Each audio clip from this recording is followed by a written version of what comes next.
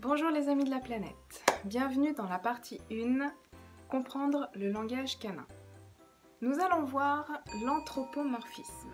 Alors, qu'est-ce que c'est que cette bestiole? Donc, l'anthropomorphisme, c'est l'art chez les humains de retranscrire les émotions sur nos compagnons. Je donne un exemple concret. Pixel et Cara. Donc Pixel, je l'ai depuis bébé, depuis 2 ans. Cara a 9 ans et on l'a eu depuis quelques mois. Donc elle est arrivée après dans la famille. Pixel, Pixel a l'habitude d'avoir beaucoup de câlins. Chez nous on est très câlins.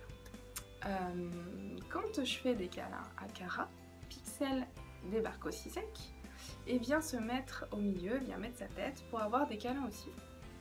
Donc la première chose qu'on pourrait se dire, c'est Pixel est jalouse. Pixel vient se mettre au milieu parce qu'elle est jalouse.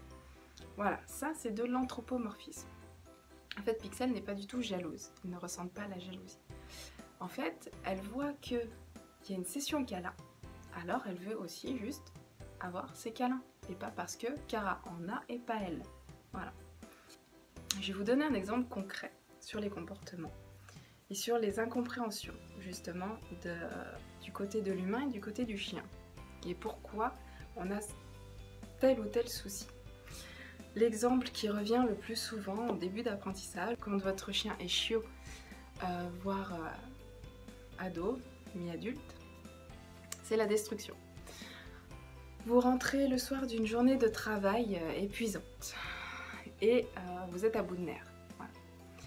Vous rentrez et vous avez l'appartement saccagé. J'ai pu le voir sur différents postes. Le canapé complètement démonté, le papier essuie tout partout dans la maison, les chaussures explosées, enfin voilà. Votre chien s'est bien occupé pendant votre absence. Et là, vous craquez. Et là, c'est Titou, mais qu'est-ce que t'as fait? Mais mon Dieu, mais c'est pas possible, mais pourquoi j'ai un chien comme ça? Pourquoi t'es destructeur? Mais qu'est-ce que je t'ai fait? Pourtant, je suis gentille avec toi, je te donne plein de friandises, je te fais des câlins, je comprends pas, mais c'est pas possible, c'est quoi ce chien? Et vas-y, encore, et ça monte, et ça monte, et ça monte. Et vous avez bien d'extérioriser tout ça, et voilà, et puis le chien est là, il vous regarde, il se fait petit. Voilà. Et en même temps, vous commencez à prendre les affaires, à les ranger, tout ça, voilà, et toujours avec des grands gestes. Et votre chien regarde ça de loin. Et donc, vous rangez tout, vous passez la soirée comme d'habitude. Le lendemain, votre journée a été un peu moins pénible, vous rentrez un peu moins stressé. Et là, rebelote, vous voyez votre chien qui s'est attaqué aux albums photos, aux bouquins de la bibliothèque, et vous savez plus quoi faire. Voilà. Vous le grondez aussi encore, un peu moins fort, mais vous le grondez toujours, et vous ramassez sous ses yeux ses bêtises. Ce que le chien, lui, comprend de la scène, c'est que quand il vous entend, il est content.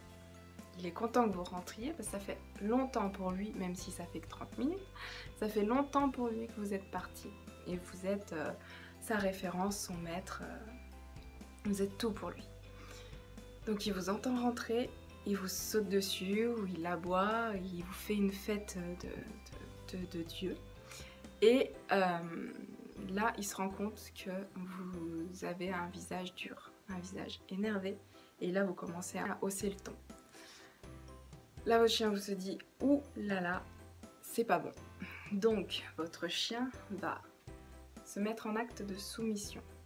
C'est-à-dire qu'il va se recroqueviller sur lui-même, frôler les murs, les oreilles en arrière, la queue rentrée, la tête basse. Et là, il va vous dire « C'est bon, je suis soumis ».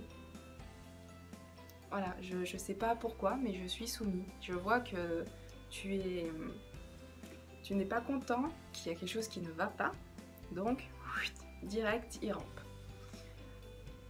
Et là, il vous voit vous agiter, il commence à se dire tiens, elle est contente, elle bouge les bras, et puis il vous voit ramasser ses bêtises, il voit ramasser son jeu. Pour lui, pour votre chien, c'est un jeu.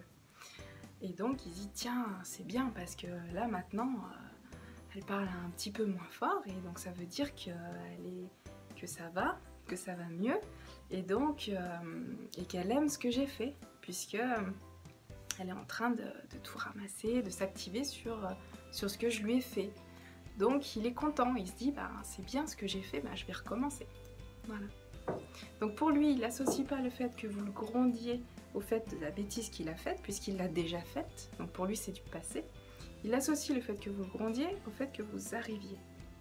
Donc le problème, c'est que votre chien va peut-être développer un comportement de soumission dès que vous arrivez, et pas parce qu'il a fait une bêtise.